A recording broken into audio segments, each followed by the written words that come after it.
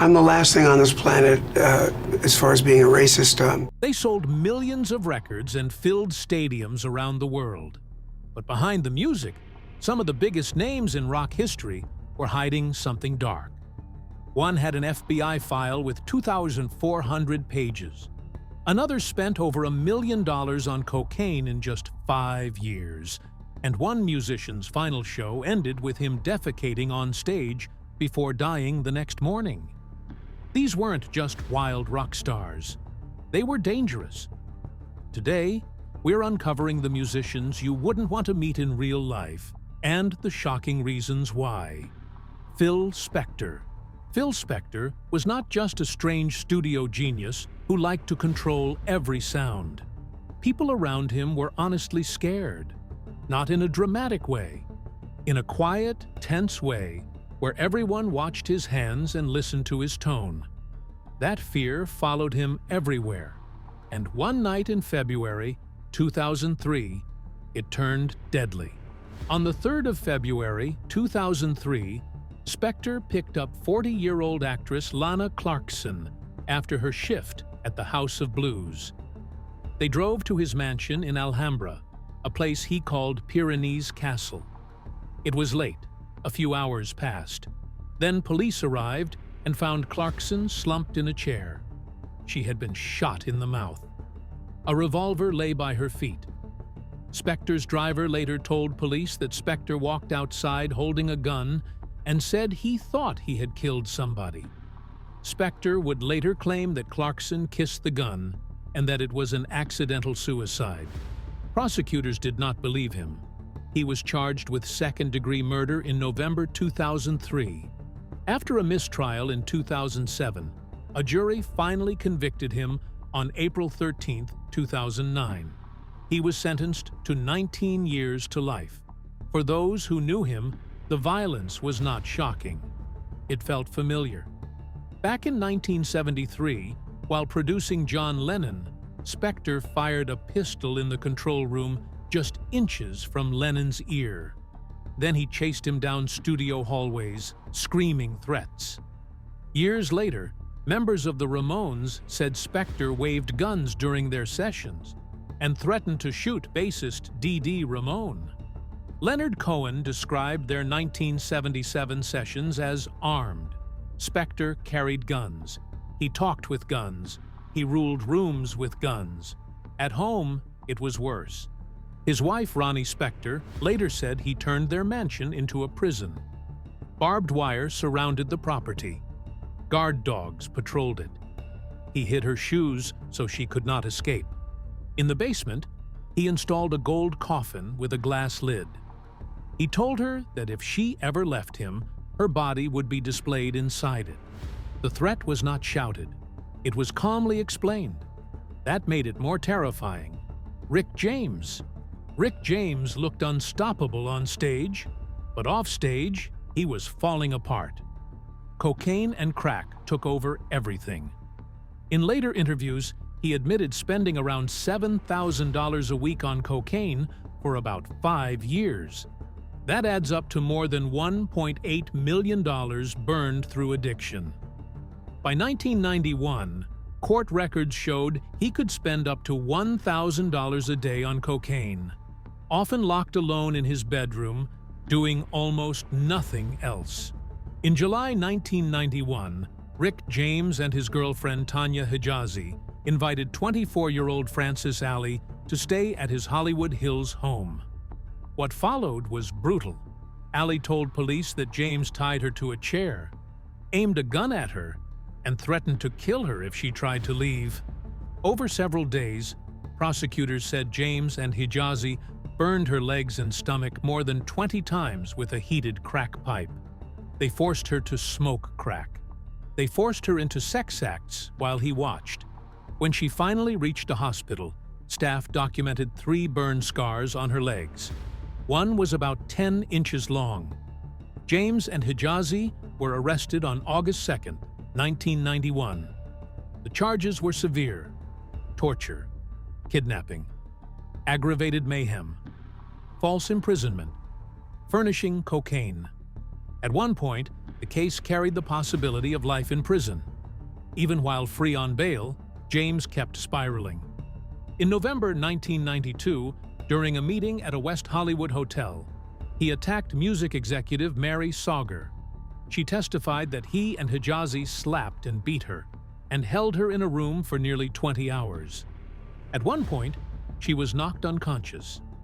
In September 1993, a jury convicted James of assaulting and imprisoning Sauger, and of furnishing cocaine to another woman. The jury deadlocked on the most serious torture charges. Later, James pleaded no contest to tying Allin to a chair and torturing her with a pipe and knife. In 1994, a judge sentenced him to 5 years and 4 months in state prison. The judge called it a gift. He warned that James's actions could have easily earned him far more time, even life. Jerry Lee Lewis. In December 1957, 22-year-old Jerry Lee Lewis secretly married his cousin Myra Gale Brown in Mississippi. She was only 13 and still in school. Worse, Lewis was still legally married to his second wife, which made the marriage bigamous. The truth stayed hidden until May 1958, when Lewis arrived in London. At the airport, reporters asked Myra who she was. Calmly, she said she was his wife. The story exploded instantly. His United Kingdom tour was canceled after 3 shows. Radio stations dropped him. His career collapsed almost overnight. Violence followed him long before and long after that scandal. Lewis said he earned the nickname "The Killer" as a schoolboy after grabbing a teacher's tie and trying to choke him. On his 41st birthday in September 1976, drunk and showing off with a pistol, he accidentally shot his bass player Norman Butch Owens twice in the chest. Owens somehow survived. Weeks later, Lewis showed up at Elvis Presley's home, drunk, carrying a loaded gun. He joked that he was there to kill Elvis. Security arrested him. His personal life kept unraveling. He married 7 times. 2 of his wives died in disturbing circumstances. His 4th wife drowned in 1982. His 5th wife died in bed from a methadone overdose just 77 days after their wedding in 1983. Journalists publicly questioned abuse and murder, though no charges were ever filed. By the mid-1980s, Lewis's painkiller addiction was so severe that doctors removed about 1/3 of his stomach due to ulcers caused by pills. Between 1976 and 1978, he was repeatedly arrested for drug and alcohol incidents, building a police record that matched his reputation. Elvis Presley.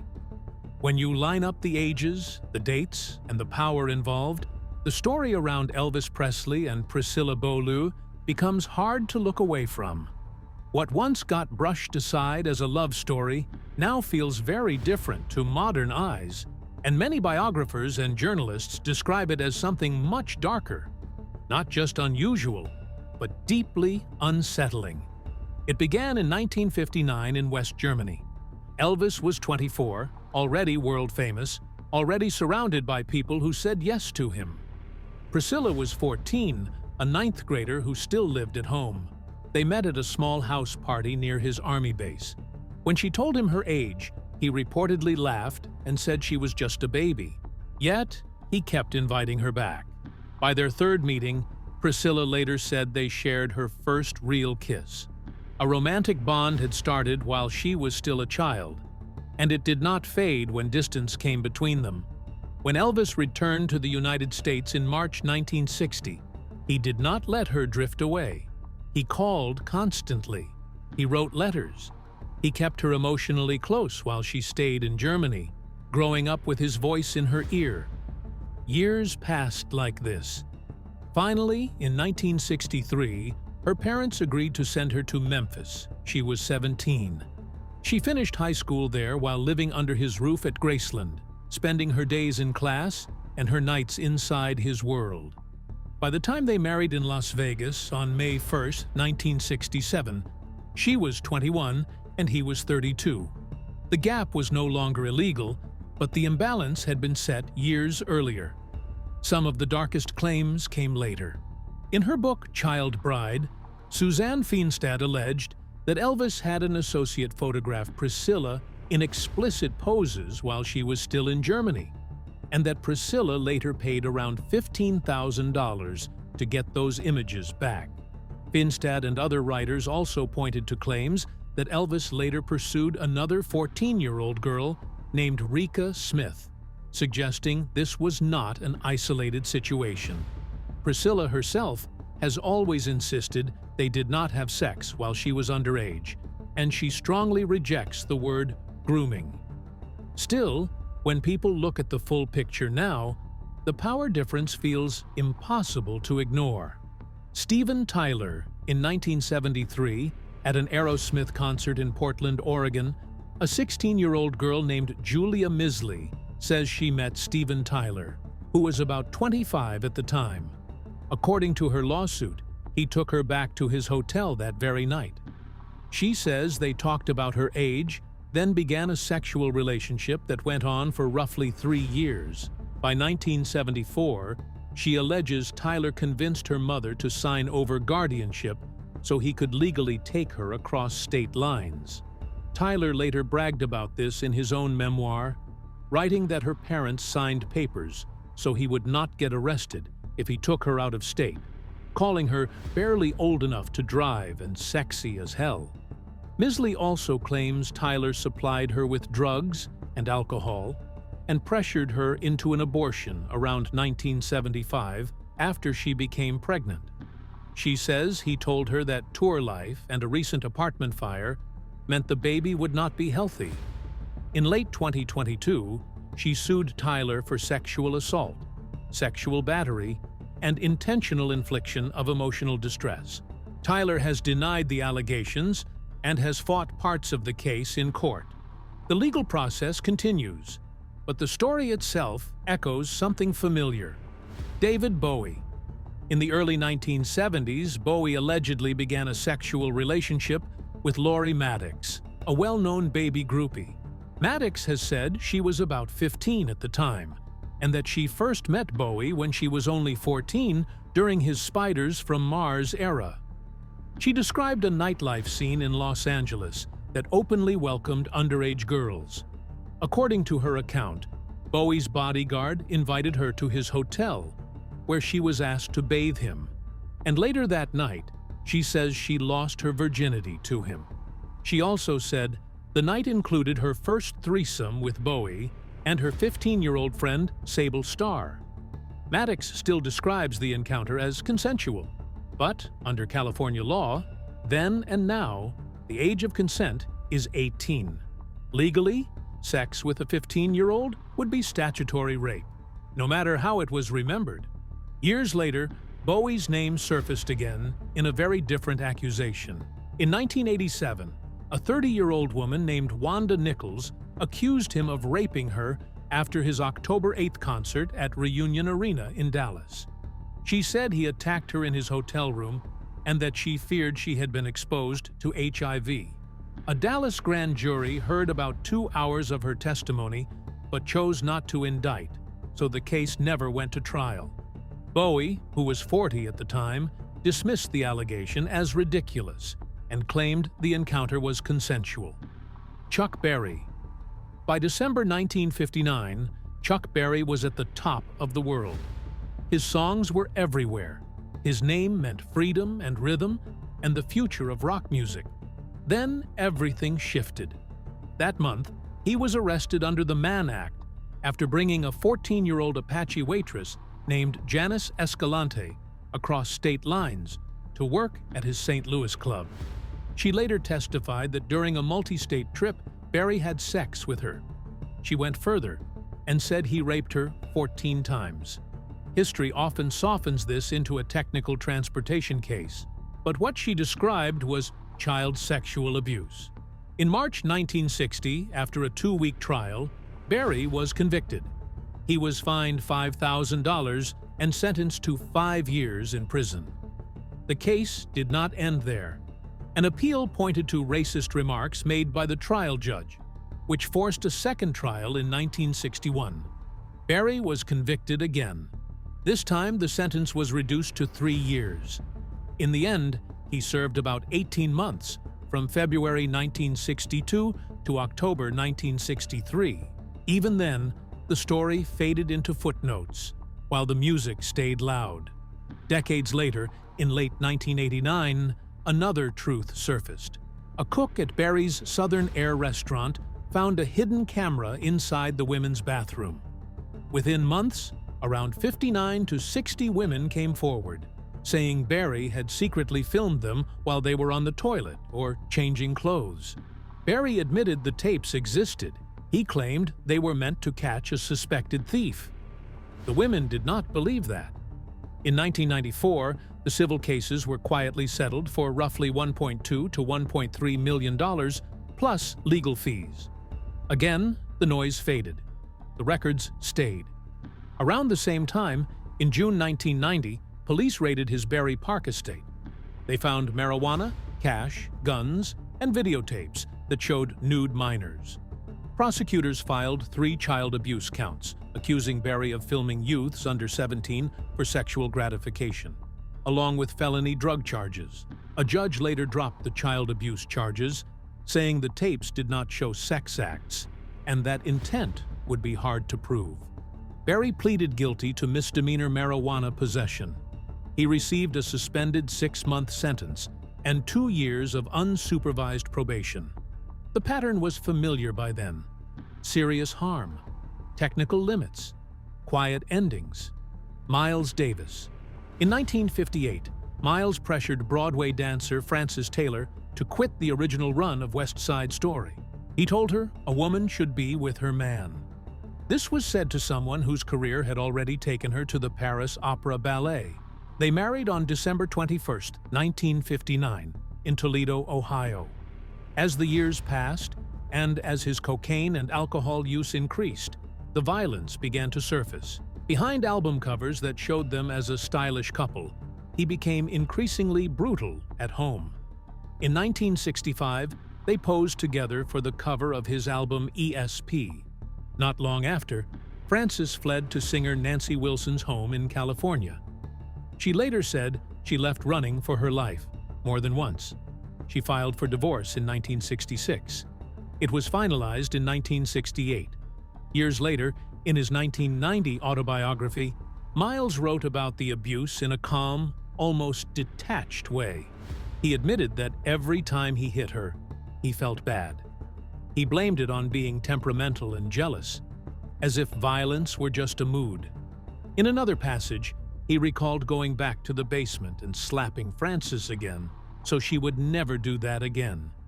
He framed the beating as a lesson. Writers and critics later said these admissions force fans to face something uncomfortable.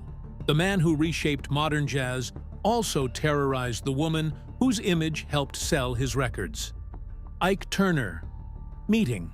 Ike Turner, at the height of his fame, did not mean stepping into a love story. It meant entering a private war. In a 1981 interview, Tina Turner called their marriage a life of death. She said she did not exist as a person. On stage, they were electric. Off stage, Ike controlled everything: the band, the sound, the contracts, the money. Tina was still expected to cook breakfast for the band at 4 in the morning. Researchers now describe his behavior as classic coercive control. Physical violence mixed with sexual abuse, threats, isolation, and money used as a weapon. He beat her with whatever was nearby: shoe stretchers, hangers, objects that left bruises she had to hide before walking on stage. By the mid-1970s, heavy cocaine use made the attacks more unpredictable and more vicious. On July 1, 1976, while traveling to a show at the Statler Hilton in Dallas, he beat her from the airport all the way to the hotel. She later said the left side of her face was swollen like a monster's. When Ike finally fell asleep, she pretended to care for him. Then she slipped out. All she had was 36 cents and a mobile credit card. She ran across a dark freeway to a Ramada Inn, knowing he might kill her. if he found her. On July 27, 1976, she filed for divorce. She did not ask for his money. She only asked to keep her stage name. Even now, domestic violence experts point to Ike Turner as a chilling example of how charm and talent can hide cruelty in plain sight. James Brown.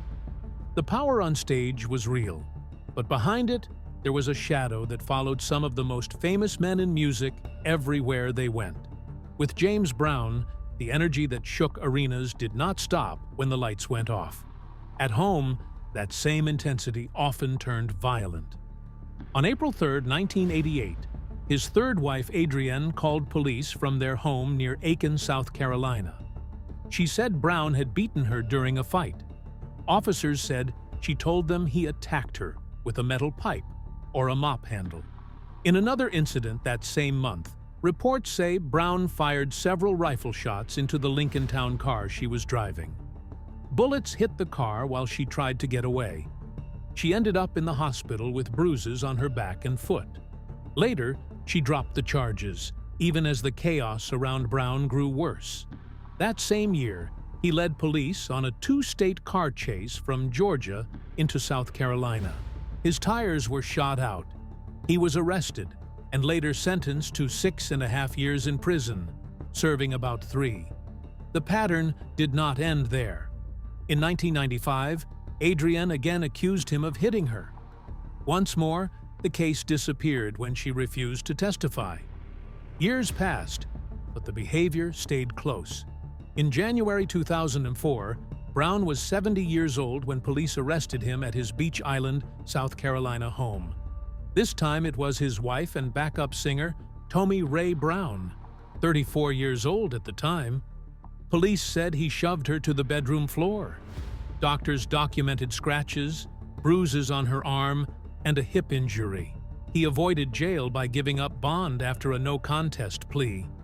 Today, when people look back at his legacy, those moments sit uncomfortably beside the title, Godfather of Soul. John Lennon. John Lennon words alone are enough to unsettle the story people like to tell about him. In a 1980 Playboy interview, Lennon admitted it himself. He said he was a hitter. He said he fought men and hit women because he could not express what he felt. He even explained that the lyric in Getting Better about beating his woman was not fiction. It was his life. That behavior started young. Around 1958, when he was 18, he saw his girlfriend Cynthia Powell dancing with his friend Stuart Sutcliffe. He lost control. He slapped her so hard that her head slammed into metal pipes on the wall. She was shaken enough to leave him for months before eventually returning. The temper only grew. On June 18, 1963, at Paul McCartney's 21st birthday party in Liverpool, Lennon attacked Cavern Club DJ Bob Wooler. Witnesses said he knocked him to the floor and kicked him until others dragged him away. Wooler was left bloodied. Years later, during Lennon's mid-1970s Lost Weekend in Los Angeles, the violence followed him again. His girlfriend May Pang later said he tried to strangle her in a hotel jacuzzi while drunk. She described it as life-threatening. Singer Harry Nilsson pulled him away. Around the same time, Lennon was thrown out of the Troubadour Club for drunken heckling and was accused of hitting people there too. The peace image came later. The damage came first. Frank Sinatra. Then there is Frank Sinatra, whose smooth voice and tailored suits hid a life under constant watch. The FBI opened a file on him in the 1940s and never really closed it. By the time he died in 1998, the file had grown to around 2,400 pages. Agents tracked his friendships with major crime figures like Sam Giancana, Lucky Luciano, Frank Costello, Carlo Gambino, Willie Moretti, and Joseph Fischetti, an associate of Al Capone. Some agents even described Sinatra as a possible messenger between mafia figures, noting the favors, gifts, and steady contact that never seemed to stop. In late 1946, Sinatra traveled to Havana, Cuba, during a major mafia conference organized by Luciano and Meyer Lansky. Mob leaders gathered there to plan their future operations. Accounts say that in early 1947, Sinatra arrived in Havana carrying a suitcase with about $2 million in mob money. He was escorted by Capone's cousins Rocco and Charlie Fischetti. A Cuban waiter later recalled Sinatra secretly staying in room 214 of the Hotel Nacional, avoiding the front desk and meeting mobsters through nearby rooms. Even in Las Vegas, the violence caught up with him. On September 11, 1967, at the Sands Hotel, Sinatra went on a two-day gambling-fueled tirade. When casino boss Carl Cohen cut off his credit, Sinatra flipped a table toward him. Cohen punched him in the face, bloodied him, and knocked loose his front dental caps. The incident became such local legend that Vegas was soon covered with posters mocking his blacked-out teeth. Iggy Pop, and then there is Iggy Pop, who did not just perform for crowds, but seemed to test how much fear and pain they could handle. In June 1970, at the Cincinnati Pop Festival, cameras captured him walking across the audience on their hands, shirtless and calm. Someone handed him a jar of peanut butter. He smeared it across his chest and then threw handfuls into the crowd while the band tore through the song 1970. In that moment, he helped invent crowd surfing by turning people into the stage itself. But the danger went further. He hurt himself on purpose. Over and over, stories describe him rolling in broken glass, cutting his chest, smearing himself with blood, raw meat, and filth. He spat on audiences. He vomited on them. He dared them to attack him back. By 1973 and 1974, the chaos spilled fully into the crowd. At one show, packed with hostile bikers, they threw eggs at him and then beat him mid-set while the band kept playing. The recording became the live album Metallic KO. Their final show at the Michigan Palace in 1974 was remembered as almost a riot. The Stooges broke up the next day. Gigi Allin. Gigi Allin entered the world on 29th August 1956 in New Hampshire with the name Jesus Christ Allin. And from the very start, nothing about his life moved in a straight line. He died on 28th June 1993 at just 36, but long before that, he had already made himself infamous in a way few musicians ever have. People did not come to his shows for songs. They came to witness chaos as it happened. On stage, he defecated, smeared himself with his own filth, sometimes ate it, then hurled it at the crowd. Bottles were smashed, glass cut into his skin. He rolled naked or nearly naked across the shards and once even knocked his own teeth out with a microphone. Every show felt less like music and more like a crime scene unfolding in real time.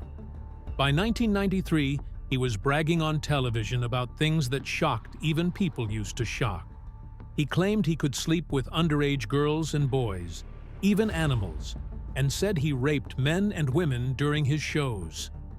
For years, he promised fans he would kill himself on stage on Halloween, yet every Halloween ended the same way, with him locked in jail instead. In 1989, the violence spilled off the stage. He handcuffed a young woman to a bed, cut her, burned her with a lighter, and drank her blood. He later pleaded guilty to felonious assault and spent time in prison from 25 December 1989 to 26 March 1991. His final show came on 27 June 1993 at the gas station in New York. After just 3 songs, the night collapsed into a riot. Almost naked, covered in blood and filth, he stormed out and led fans through Manhattan streets before ending up at his friend Johnny Puke's apartment. There, he snorted heroin and went to sleep. He never woke up. At his open casket funeral on 3rd July 1993, his family buried him wearing his leather jacket and jockstrap, a bottle of Jim Beam placed in the coffin.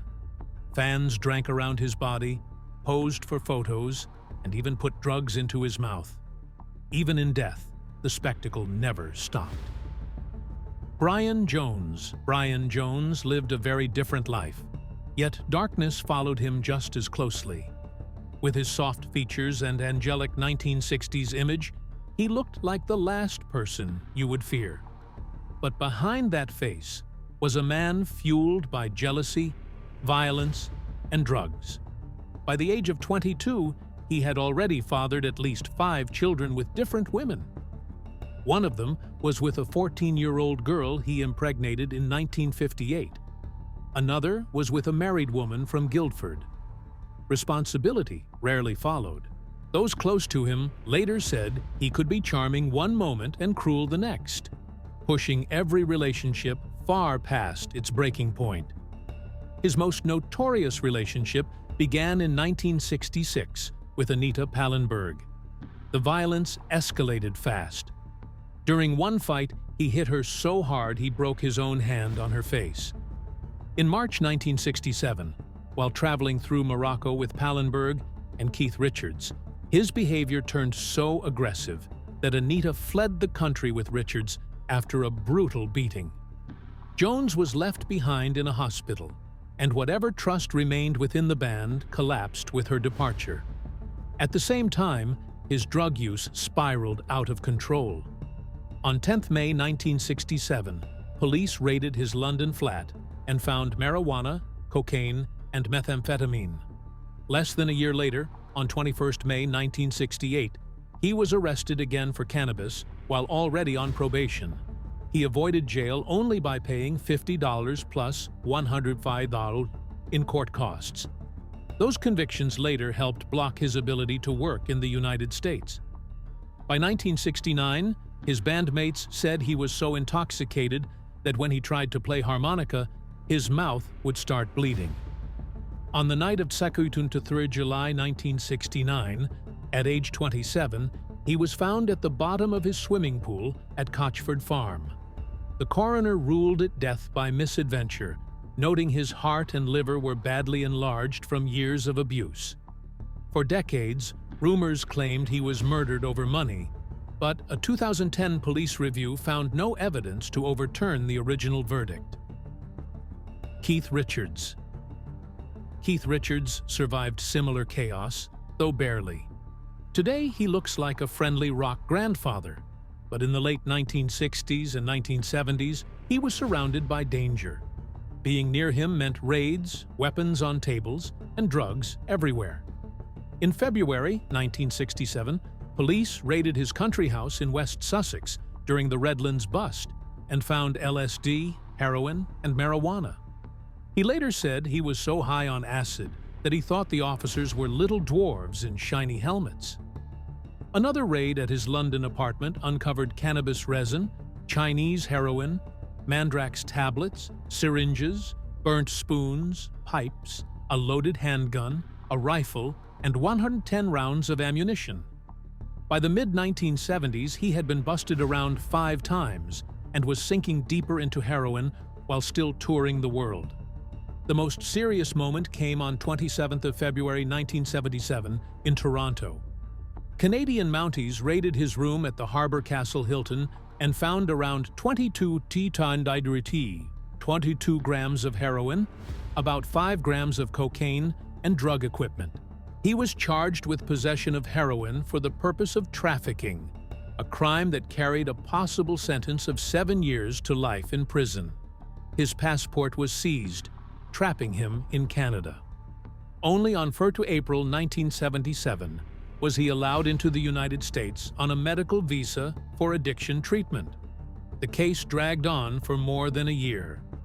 In October 1978, he pleaded guilty to heroin possession and somehow walked away with a 1-year suspended sentence, probation, mandatory treatment, and an order to perform a benefit concert after a blind fan testified in his favor. Even after quitting heroin around 1978, he continued using cocaine until a fall from a coconut tree in 2006 led to brain surgery, showing how close he kept skating to the edge. Johnny Cash. Johnny Cash carried his own kind of danger, quieter but just as destructive. At the height of his pill addiction, encounters with him could be frightening. On 4 October 1965, U.S. agents arrested him in El Paso after he crossed into Juarez to buy pills. They caught him on the way back with 668 dexedrine tablets and 475 Equinil pills. He spent the night in jail and later received a $1,000 fine and a 30-day suspended sentence.